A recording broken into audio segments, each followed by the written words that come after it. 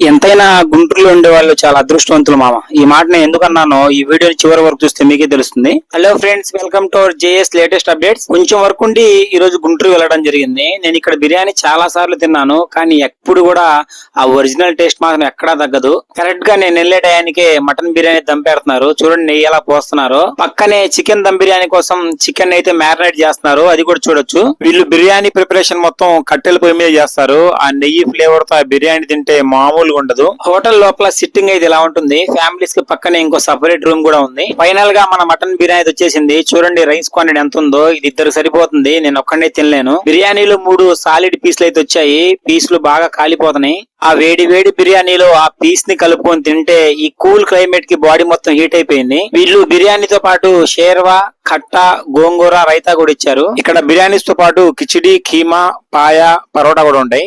అన్నిటితో ఒక పట్టు పట్టేసి నేనైతే రిటర్న్ అయిపోయాను. ఇది ఎక్కడ అనుకుంటున్నారా? ఇది మన గుంటూరు సుబానీ హోటల్, నల్లపాడు రోడ్ లో ఉంటుంది, గొర్రెల మండికి ఆపోజిట్ లో. ఈసారి వెళ్ళినప్పుడు తప్పకుండా ట్రై చేయండి ఇక్కడ. ఓకే ఫ్రెండ్స్, ఇంకో ఇంట్రెస్టింగ్ వీడియో ఎందుకైతే వస్తాను. అప్పటి వరకు మన ఛానల్ లైక్ చేసుకుని సబ్స్క్రైబ్ చేసుకోండి.